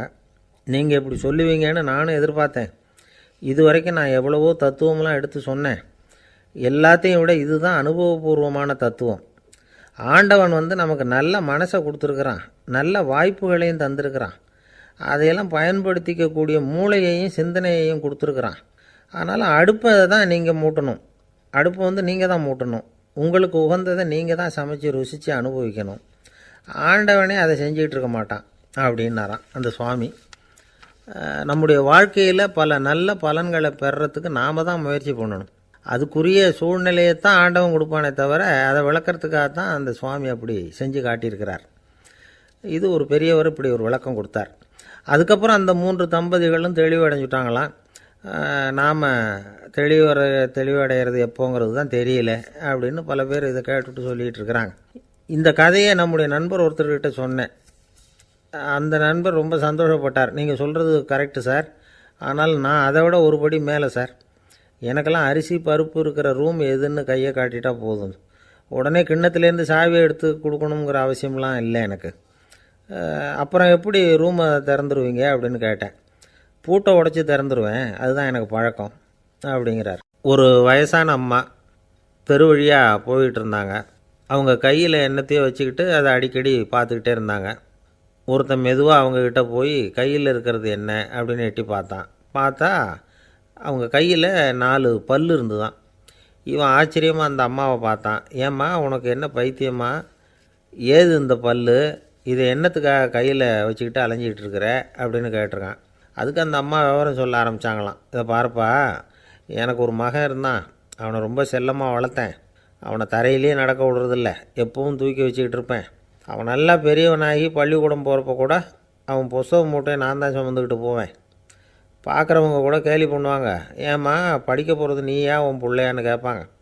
அவன் இன்றைக்கி எவ்வளவோ பெரிய மனுஷன் ஆகிட்டான், வெளிநாட்டில் பெரிய உத்தியோகத்தில் இருக்கான். சமீபத்தில் இங்கே வந்துட்டு போனான். ஒரு நாள் ஏதோ கோபத்தில் என்ன அரைஞ்சுட்டான். அப்போ இந்த 4 பல்லும் கீழே விழுந்துட்டுது. இன்னமும் கூட விழுந்திருக்கும், ஆனால் பல்லு தான் இல்லை. என் புள்ள அரைஞ்சதுனால விழுந்த பல்லு இல்லையா அது, அதனால் இதை எப்பவும் என் கையிலேயே வச்சுக்கிட்டு ஆசையோடு பார்த்துக்கிட்டு இருக்கிறேன். அவன் தான் வெளிநாட்டுக்கு போட்டான், அவனை பார்க்க முடியாத ஏக்கத்தை நான் இந்த பல்லை பார்த்து போக்கிக்கிறேன் அப்படின்னு நாங்களாம் அந்த அம்மா. இந்த கதை எதுக்காகன்னா, தாய் அன்பு அப்படிங்கிறது எப்படிப்பட்டதுங்கிறத புரிஞ்சுக்கிறதுக்காக. கல்யாணம் ஆனதுக்கப்புறம் தாயை மறந்து விட்றவங்க எத்தனை பேர் இந்த உலகத்தில், அவங்க காதில் வேணுங்கிறதுக்காக தான் இந்த தகவல். ஆனால் ஒரு விஷயம் மட்டும் நல்லா புரிஞ்சுக்கணும், தாயை மதிக்க தெரிஞ்சவங்க தான் இன்றைக்கி வாழ்க்கையில் எல்லா விதத்துலேயும் முன்னுக்கு வந்திருக்கிறாங்க. வேணும்னா விசாரித்து பார்த்துக்குங்க. இன்னொரு அம்மா இருந்தாங்க. அவங்க தினமும் ஒரு கோயிலுக்கு வருவாங்க. சாமியை பார்த்து, கடவுளே நான் இறந்து போனால் நரகத்துக்கு போகணும் அப்படின்னு வேண்டிக்குவாங்களாம். எல்லோரும் சொர்க்கத்துக்கு போகணும்னு தானே கடவுள்கிட்ட வேண்டிக்குவாங்க. இந்த அம்மா தினம் நான் நரகத்துக்கு போகணும் அப்படின்னு வேண்டிக்கிறாங்க. அங்கேருந்து அர்ச்சகருக்கு இது சந்தேகம். ஒரு நாள் அதை நேரடியாகவே அவங்கக்கிட்ட கேட்டுவிட்டார். அதுக்கு அந்த அம்மா பதில் சொன்னாங்களாம், ஐயா எனக்கு கல்யாணம் ஆகி ரொம்ப நாள் வரைக்கும் குழந்த பாக்கியம் இல்லாமல் இருந்தது. கோயில் குளம் எல்லாம் சுற்றி வந்தேன். ரொம்ப நாள் கழித்து ஒரு குழந்த பிறந்தது, ஆண் குழந்தை. அவனை நான் ரொம்ப செல்லம் கொடுத்து வளர்த்தேன். அதோட விளைவு என்ன ஆச்சுன்னா, அவன் ரொம்ப மோசமாக ஆகிட்டான். கெட்ட பழக்க வழக்கம்லாம் கற்றுக்கிட்டான். அவன் இறந்து போனால் நிச்சயம் அவனுக்கு நரகம்தான் கிடைக்கும். அந்த அளவுக்கு கெட்டவன் அவன். அப்படிப்பட்ட காரியங்கள்லாம் பண்ணிகிட்ருக்கான், எனக்கு தெரியும். இவனுக்காக நரகத்தில் கூட யாரும் தயவு காட்ட மாட்டாங்க, தாட்சண்யம் காட்ட மாட்டாங்க. அதனால் இவனுக்கு முந்தி நான் இறந்து நரகத்துக்கு போயிட்டா அங்கே இவனை கவனிச்சிக்கலாமே, இவனுக்கு பணிவிடை செய்யலாமேன்னு பார்க்குறேன் அப்படின்னு நாங்களாம். அதனால தான் நான் நரகத்துக்கு போகணும்னு தினம் ஆண்டவனை வேண்டிகிட்டு இருக்கிறேன் அப்படின்னு கண்கலங்கி அந்த அம்மா சொன்னாங்களாம். அதுதான் தாய் உள்ளம்ங்கிறது. தாயின் பெருமையை சரியாக உணர்ந்துட்டா அவங்களுக்கு எப்பவும் எந்த கஷ்டமும் வராது. இது ஏதோ உபதேசத்துக்காக சொல்கிற வார்த்தை இல்லை, உண்மையான வார்த்தை. இந்த விவரத்தையெல்லாம் நண்பர் ஒருத்தர்கிட்ட சொல்லிகிட்டு இருந்தேன். அவர் கொஞ்ச நாள் கழித்து என்னை தேடி வந்தார். அவர் கையிலேயும் 4 பல் வச்சுருந்தார். என்னங்க ஆச்சு, ஏதுங்க இந்த பல் அப்படின்னு விசாரித்தோம். உங்கள் உபதேசத்தை கேட்டுவிட்டு இந்த உலகத்தில் எல்லாரையும் தாயாக நினைக்க ஆரம்பிச்சிட்டேன். ஒரு அம்மாவை கடத்தெருவில் பார்த்து தாயேன்னு கூப்பிட்டேன். அவங்க உடனே பலார்னு என்னை அரைஞ்சிட்டாங்க, பல் விழுந்துட்டுது. அதை தான் பொறுக்கி எடுத்துக்கிட்டு நேராக உங்களை தேடி வந்துக்கிட்டு இருக்கிறேன்னார். தாயேன்னு தானே கூப்பிட்டீங்க, அதுக்கு ஏன் அரைஞ்சாங்க அப்படின்னு கேட்டோம். நான் தாயேன்னு கூப்பிட்டது அவங்க காதில் நாயேன்னு விழுந்துட்டு தான். அதுதான் இப்படி ஆயிட்டுது அப்படின்னார். இயேசுநாதர்கிட்ட ஒருத்தர் வந்து கேட்டாராம், இயேசுவே என்னை எவ்வளவு நேசிக்கிறீர்கள் அப்படின்னு. அவர் தன்னுடைய இரு கைகளையும் அகல விரித்து இவ்வளவு என்று சொல்லி சிலுவையில் உயிர் நீத்தார் அப்படின்னு சொல்லுவாங்க. அதாவது அந்த நேசிப்புக்கு எல்லை கிடையாது, அதே போல் மன்னிப்புக்கும் எல்லை கிடையாது. இது இயேசுநாதர் சொல்லி கொடுத்த ஒரு பாடம். இயேசுனுடைய சீடர்களில் ஒருத்தன் பீட்டர், அவன் ஒரு நாள் இயேசுநாதர்கிட்ட கேட்டிருக்கான், இயேசுவே நான் வந்து என்னுடைய தம்பிக்கிட்ட அடிக்கடி சண்டை போட்டுக்கிட்டு இருக்கிறேன், என்னுடைய சகோதரன் கூட, அவனை நான் எத்தனை தடவை மன்னிக்கிறது? ஏற்கனவே 7 தடவை அவனை மன்னிச்சுட்டேன் அப்படின்னு சொல்லியிருக்கிறான். அப்போது இயேசு சொன்னாராம், மன்னிக்கிறதுக்கு எத்தனை தடவைங்கிற கணக்கெல்லாம் கிடையாது. எத்தனை தடவை உன்னுடைய சகோதரன் உன்னை கோபப்படுத்துகிறானோ அத்தனை தடவை நீ மன்னிக்கிறதுக்கும் தயாராக இருக்கணும், அதுதான் அப்படின்னு சொன்னாராம். அப்போ இவனுக்கு ஒன்றும் புரியல, இது என்ன அவன் தப்பு பண்ணிக்கிட்டே இருப்பான், நாம் மன்னிச்சுக்கிட்டே இருக்கிறதா அப்படிங்கிறது மாதிரி குழப்பமாக இருந்திருக்கிறான். அப்போது இயேசுநாதர் தன்னுடைய சீடன் பீட்டர்கிட்ட ஒரு கதை சொன்னாராம். அந்த கதை இன்றைக்கு நாம் வந்து எல்லாரும் சிந்தித்து பார்க்க வேண்டிய ஒரு கதை. அதாவது மன்னிப்பை விரும்புகிறவர்கள் மன்னிக்கவும் தயாராக இருக்க வேண்டும் அப்படிங்கிறது தான் அந்த கதையினுடைய தத்துவம். அந்த இயேசுநாதர் சொன்ன கதை என்னென்னா, ஒரு மன்னர் இருந்தார். அவர் ஒரு நாள் அரண்மனையில் உட்காந்து கணக்கு வழக்குகள்லாம் பார்த்துக்கிட்டு இருந்தார். நம்ம அரண்மனையிலேருந்து யார் யார் அரசாங்க கடன் வாங்கியிருக்கிறாங்க, யார் யார் திருப்பி செலுத்தியிருக்கிறாங்க அப்படிங்கிற விவரத்தையெல்லாம் பார்த்துக்கிட்டு இருந்தார். அப்போ தான் புரிஞ்சுது, அந்த அரண்மனையில் வேலை செய்கிற ஒருத்தனே அரசாங்க கடன் ஒரு வாங்கியிருக்கிறான். எவ்வளவு? 10,000 பொற்காசுகள் வாங்கியிருக்கான் கடன்.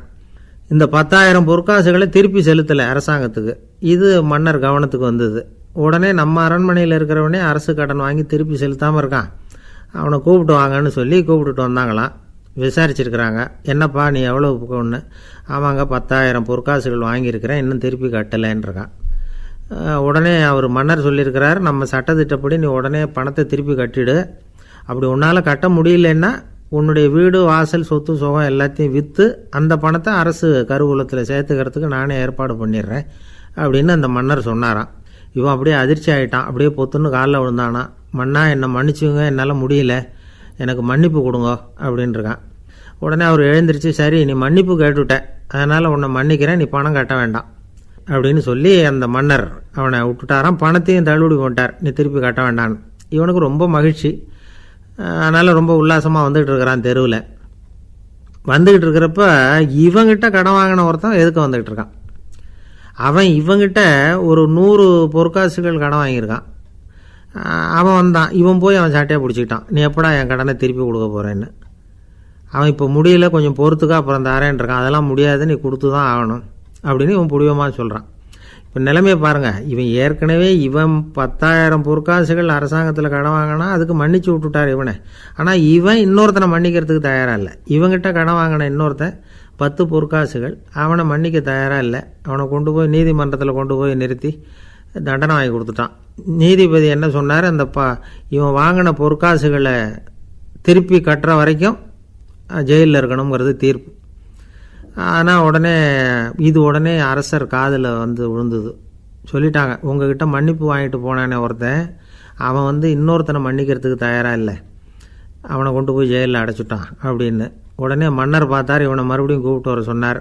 தபாரப்பா, நான் வந்து உன்னை மன்னிச்சு விட்டேன், ஆனால் நீ இன்னொருத்தனை மன்னிக்கிறதுக்கு தயாராக இல்லை, அதனால் என்னுடைய தீர்ப்பையும் மாற்றுறேன், நீயும் அரசு கடன் தீர்ற வரைக்கும் ஜெயிலில் தான் இருக்கணும் அப்படின்னு சொல்லி ஜெயிலுக்கு அனுப்பிச்சிட்டாராம்.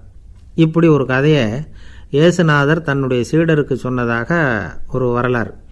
அது என்ன, அதுலேருந்து நாம் புரிந்து கொள்ள வேண்டியதுன்னா, நாம் வந்து மன்னிக்கப்படணும்னு நாம் விரும்புகிறோம்னா நாம் இன்னொருத்தரை மன்னிக்கிறதுக்கு தயாராக இருக்கணும். அதனால் நாம் வந்து இன்னொருத்தரை யாரையும் மன்னிக்க மாட்டோம், ஆனால் என்ன இன்னொருத்தர் மன்னிக்கணும் அப்படிங்கிறது மாதிரி செய்யக்கூடாதுன்னு சொல்லுவாங்க. அது மாதிரி நாம் வந்து இப்போ இது தப்பாக புரிஞ்சுக்கிறவங்களும் இருக்கிறாங்க. பாவம் மன்னிப்புங்கிறதுலாம் எதுக்குன்னா, அதாவது மறுபடியும் பாவம் செய்யாமல் இருக்கிறதுக்காக தான். அதான் மன்னிக்கிறாரே அப்படிங்கிறதுக்காக மறுபடியும் பாவம் பண்ணிகிட்டு இருக்கிறது இல்லை. அதான் ஒருத்தர் கேட்டாராம், பாவத்திலேருந்து மன்னிப்பு கிடைக்கணும்னா நீ என்ன செய்யணும் அப்படின்னு கேட்டிருக்கார். அதுக்கு அவன் சொல்லியிருக்கிறான், நான் முதல்ல பாவம் செய்யணும், அப்போ தானே மன்னிப்பு கிடைக்கும் அப்படின்னு நானாம். இப்படிப்பட்டவர்கள் தான் இன்றைக்கி உலகத்தில் அதிகமாக இருக்கிறாங்க. அதனால் இந்த மன்னிப்பின் மகத்துவங்கிறது இயேசுநாதர்கிட்டேருந்து தான் நாம் புரிஞ்சுக்கணும். அந்த இயேசு சொன்ன அந்த மன்னிக்கிற மனோபாவம் இருந்தால் இன்றைக்கி உலகம் பூராவும் அமைதி பூங்காவாக இருக்கும். அதில் ஒன்றும் ஆச்சரியமே இல்லை, அதில் ஒன்றும் சந்தேகமும் இல்லை. அதனால் மன்னிக்கிற மனோபாவத்தை நாம் எல்லாரும் நமக்குள்ளே வளர்த்து கொள்ள வேண்டும் அப்படிங்கிறது தான் நாம் இன்றைக்கு எல்லோரும் சிந்தித்து பார்க்க வேண்டிய ஒரு செய்தி. ஒருத்தர் ரொம்பவும் மகிழ்ச்சியாக வந்துக்கிட்டு இருந்தார். என்ன விஷயம்னு விசாரித்தேன். நான் தோற்று போயிட்டேன், அதுதான் மனசுக்கு மகிழ்ச்சியாக இருக்குது அப்படின்னார். எனக்கு இது ரொம்ப ஆச்சரியமாக போச்சு. இந்த உலகத்தில் தோற்று போகிறவங்க யாரும் மகிழ்ச்சியாக இருக்கிறது இல்லை. அப்படி இருக்கிறப்ப இவர் இப்படி சொல்கிறாரே, எங்கே தோற்று போனீங்கன்னு கேட்டேன். அதுக்கப்புறம் தான் அவர் விவரமாக சொன்னார். என்னோட 5 வயசு குழந்தையோட நான் விளையாடிக்கிட்டு இருந்தேன். அந்த விளையாட்டில் என் குழந்தை ஜெயிச்சு விட்டுது, நான் தோற்று போயிட்டேன் அப்படின்னார் ரொம்ப உற்சாகமாக. நான் யோசித்து பார்த்தேன். அதாவது நாம் சின்ன குழந்தையாக இருக்கிறப்போ எந்த விளையாட்டில் கலந்துக்கிட்டாலும் அதில் நாம் தான் ஜெயிக்கணும்னு ஒரு வெறி நமக்குள்ளே இருக்கும். நம்மளை எதிர்த்து விளையாடுறவர் நல்லவரா கெட்டவரா, பெரியவரா சின்னவரா அப்படிங்கிறதெல்லாம் முக்கியம் கிடையாது. அவர் தோற்று போகணும், நாம் ஜெயிக்கணும், அதுதான் முக்கியம். எதிரியை சந்தோஷப்படுத்த விளையாடுகிற கலை அப்போ நமக்கு தெரியறதில்ல. வாழ்க்கையில் ஒரு பக்குவம் வந்ததுக்கு அப்புறம் வெற்றி பெறணுங்கிற மன அழுத்தம் போயிடுது. போட்டியில் ஜெயிக்கணுங்கிறத விட குழந்தையை சந்தோஷப்படுத்தணுங்கிறது முக்கியமாக போச்சு. ஜெயிக்கணுங்கிற வெறி ஓடி போட்டுது. ஒரு குழந்தையாக இருந்தப்போ நம்ம வளர்ச்சிக்கு உதவிய வெறி பெரியவனானதுக்கு பிறகு நமக்கு எதிரியாக மாறுது.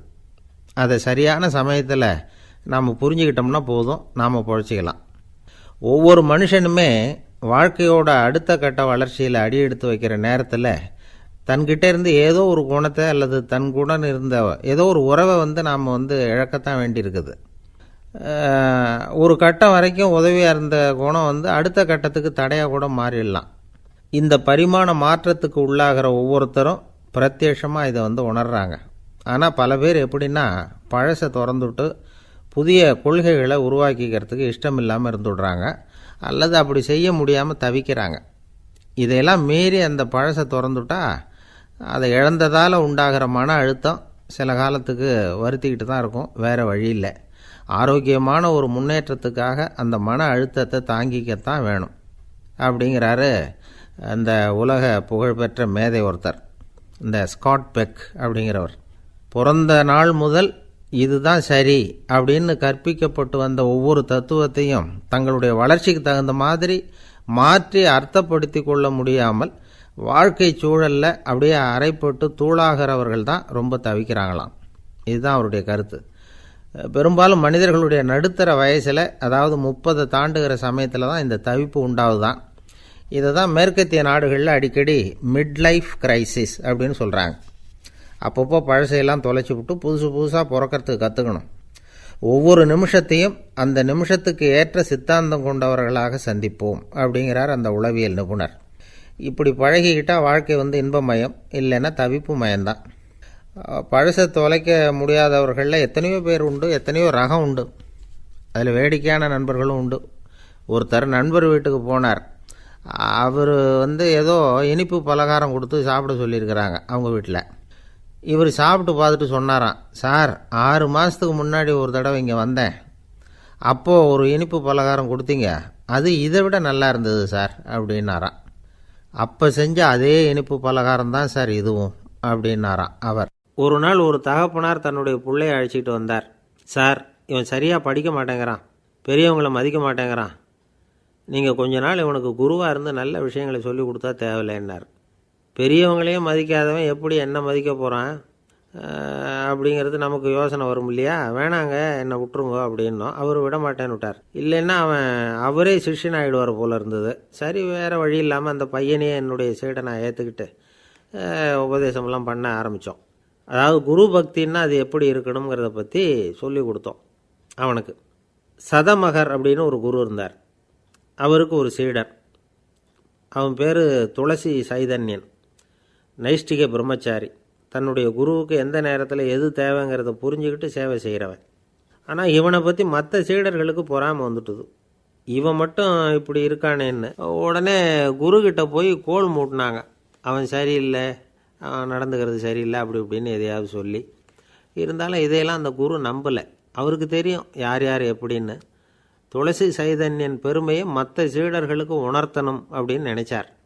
அதுக்கு ஒரு வழி பண்ணார். ஒரு நாள் சீடர்களை எல்லாம் கூப்பிட்டுக்கிட்டு ஒரு காட்டு வழியாக போய்கிட்டு இருந்தார். அங்கே ஒரு பெரிய மலை அருவி கொட்டிக்கிட்டு இருந்தது. குரு சீடர்கள் பக்கம் திரும்பினார். இந்த மலையின் மேலே இருந்து அந்த படு பாதாளத்தில் குதிக்கிறதுக்கு உங்களில் யார் தயார் அப்படின்னு கேட்டார்.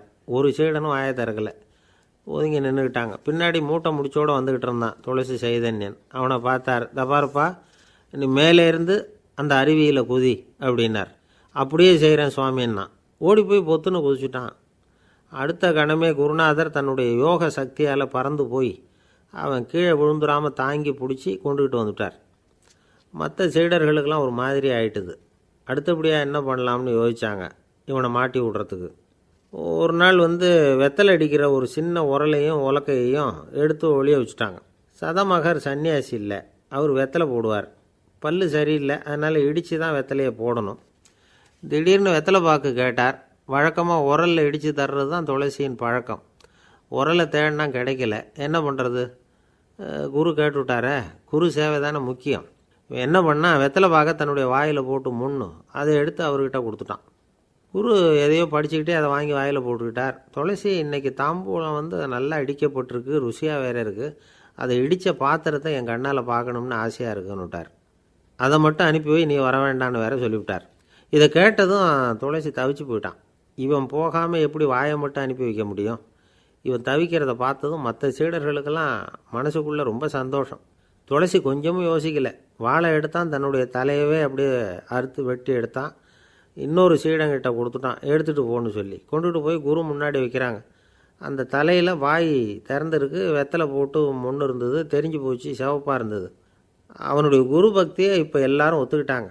அதுக்கப்புறம் குரு சதமகர் தன்னுடைய அற்புத திறமையினால் அந்த தலையை மறுபடியும் ஒட்ட வச்சுட்டார். துளசிக்கு உயிர் வந்துட்டுது. இப்படி ஒரு பெரிய கதை உண்டு. அதாவது துளசி சைதன்யன் அவனுடைய குரு பக்தி எப்படி அப்படின்னு கேட்டோம். ரொம்ப அபாரம் அப்படின்னு அந்த பையன் அடக்கமாக, சும்மா விளையாட்டுக்காக தான் அப்படி அவங்ககிட்ட கேட்டோம். ஏன்பா உன்னுடைய குரு பக்தியை என்கிட்ட காட்டுறதுக்கு உன்னோட கழுத்தை நீயே அறுக்கணும்னு நான் சொன்னா அதை நீ செய்வியா அப்படின்னு கேட்டோம். என்னுடைய கழுத்தை நானே அறுக்க வேண்டிய அவசியம் இல்லை சார் அப்படின்னா அவன். ஏண்டான்னு, அதே காரியத்தை தான் இனிமேல் நீங்கள் தினமும் செய்ய போகிறீங்களே சார் அப்படிங்கிறான். ஆசைப்படுறதுல தப்பு இல்லை, ஆனால் அந்த ஆசை தேவைக்கு தகுந்த மாதிரி இருக்கணும். தேவைக்கு மீறிய ஆசைகள் இருக்கு பாருங்க, அது தேவையில்லை. இந்த கருத்தை வலியுறுத்தது மாதிரி ஒரு கதை உண்டு. தேவேந்திரனுக்கு திடீர்னு வீடு கட்டணும்னு ஒரு ஆசை வந்துதான். வீடுன்னா நாம் கட்டுற மாதிரி இல்லை. தேவேந்திரன் வீடுன்னா சும்மாவா? ஒரு பிரம்மாண்டமான அரண்மனை கட்டணும். அது மாதிரி இந்த 3 லோகத்துலேயும் ஒரு அரண்மனை கிடையாது அப்படின்னு எல்லாரும் சொல்லணும். இது அவனோட ஆசை. உடனே தேவ தச்சரான விஸ்வகர்மாவை கூப்பிட்டான், உத்தரவு போட்டான். விஸ்வகர்மா தன்னுடைய உதவியாளர்களை எல்லாம் கூப்பிட்டு ஒன்றா சேர்த்துக்கிட்டார். படாத பாடுபட்டு ஒரு பெரிய அரண்மனையை கட்டி முடித்தார். கட்டி முடிக்க 1000 வருஷம் ஆச்சு. தேவேந்திரன் பார்க்குறான். அவனுக்கு திருப்தி ஏற்படலை. என்னுடைய அந்தஸ்துக்கு இது ரொம்ப சாதாரணமான கட்டிடம், இதை விட இன்னும் பெருசாக கட்டு அப்படின்னா. தேவ தச்சர் திணறி போயிட்டார். அவரால் அதுக்கு மேலே எதுவும் செய்ய முடியல. என்ன பண்ணுறதுன்னு யோசனை பண்ணார். நேராக நாரதர் காலில் போய் விழுந்தார். நீங்கள் தான் என்னை இந்த பிரச்சனையிலேருந்து காப்பாற்றணும்னார். நாரதர் யோசனை பண்ணார். சரி கவலைப்படாதேன்னார். நேராக இந்திரன்கிட்ட போனார். இந்திரன் நாரதரை பார்த்த உடனே வாங்கன்னு கூட்டிகிட்டு போய் அரண்மனையை காட்டினான். இது மாதிரி ஒரு அரண்மனையை நீங்கள் வேறு எங்கேயாவது பார்த்துருக்குறீங்களா அப்படின்னு ரொம்ப பெருமையாக கேட்டான். நான் பார்த்ததில்லை, ஆனால் என்னை விட வயசில் மூத்தவர் மகரிஷி லோமேசர், அவர் ஒரு வேளை பார்த்துருக்கிறாரா என்னமோ அப்படின்னார். உடனே அவரை மனசில் நினச்சி தியானம் பண்ணினார். அடுத்த கணம் லோமேசர் அங்கே வந்தார். இடையில் ஒரு சின்ன துண்டு, கையில் ஒரு கமண்டலம், தலையில் ஒரு பாய், அவ்வளவுதான் அவர்கிட்ட இருந்தது. எதுக்காக தலையில் எந்த பாய் அப்படின்னு கேட்டான் இந்திரன். என்ன மாதிரி அற்ப ஆயுள் உள்ள ஒரு ஜீவன் தனியாக வீடு கட்டிக்கிட்டு திண்டாடணுமா? இந்த பாய் தான் ஒரு வீடு மாதிரி எனக்கு நிழல் கொடுக்குது அப்படின்னார் அவர். என்னது, உங்களுக்கு அவ்வளவு கொஞ்சமான ஆயுளா அப்படின்னு ஆச்சரியத்தோடு கேட்டான் இந்திரன். ஆமாம், இதை பாரு, என்னுடைய மார்பில் ஒரு பொற்காசு அளவுக்கு ரோமம் உதிர்ந்துட்டுது. எப்போ என் உடம்புல உள்ள எல்லா ரோமமும் உதிர்ந்துருமோ அப்போ என்னுடைய ஆயுள் முடியும் அப்படின்னார். எப்போ அந்த ரோமங்கள் பூரா உதிரும்னு கேட்டான் இவன். ஒரு பிரம்மா மறைஞ்சதும் ஒரு ரோமம் உதிரும். என் உடம்புல உள்ள ரோமங்களின் எண்ணிக்கை எவ்வளவோ அவ்வளவு பிரம்மாக்கள் தோன்றி அவங்க ஆயுள் முடியும் பொழுது என் உடம்புல உள்ள ரோமங்கள் பூரா உதிரும் அப்படின்னார். அப்படின்னா ஒரு பிரம்மாவோட ஆயுள் எவ்வளவு காலம்னு கேட்டான். ஒரு பிரம்மாவுக்கு 100 தேவ வருஷம். ஒவ்வொரு தேவ வருஷத்துக்கும் 365 தேவ நாள். ஒவ்வொரு தேவ நாள்லேயும் ஒன்றை மாதிரி 14 இந்திரர்கள் தோன்றி மறைகிறாங்க அப்படின்னு மகரிஷி லோமேசர் சொல்கிறார். இதை கேட்டதும் இந்திரன் ஆடி போயிட்டான். அவ்வளவு ஆயுள் உள்ள இவரே அற்ப ஆயுள்னு சொல்கிறார். நான் என்னுடைய ஆயுளை பெருசாக நினச்சிக்கிட்டு பிரம்மாண்டமான அரண்மனை கட்டணும்னு ஆசைப்படுறேனே அப்படின்னு நினச்சான். எனக்கு வீடு கட்டின வரைக்கும் போதும்னு விட்டான். அதனால் நாமெல்லாம் நம்முடைய தேவைக்கு தகுந்த மாதிரி ஆசைப்படுறது தான் நியாயம். ஆனால் அப்படியே நடந்துக்கிறோம். மனுஷன் கடவுளையே ஏமாற்றி காசு வாங்கிறதுக்குள்ள ஆசைப்படுறான். ஒருத்தன் கடவுளை நினச்சி தவம் இருந்தான். கடவுள் நேரில் வந்தார். தேவலோகத்தில் ரூபாய்க்கெல்லாம் என்ன மதிப்புன்னு கேட்டான். அங்கெல்லாம் ரூபாய்ங்கிறது உங்கள் பணத்தில் 1 கோடி ரூபாய்க்கு சமம். அதாவது தேவலோகத்தில் 1 ரூபான்னா இங்கே 1 கோடி ரூபா. அது மாதிரி எங்களுக்கு ஒரு நாளுங்கிறது உங்கள் கணக்கில் 1 கோடி வருஷத்துக்கு சமம் அப்படின்னார் கடவுள். அப்படின்னா எனக்கு நீங்கள் அதிகமாக எதுவும் தர வேணாம், உங்கள் கணக்குப்படி ஒரே 1 ரூபா கொடுங்க, அது போதும்னா இவன் ரொம்ப சாமர்த்தியமாக. கடவுள் யோசனை பண்ணார். அது ஒன்றும் கஷ்டம் இல்லை, 1 ரூபா தானே கேட்குற, கொடுத்துட்றேன்.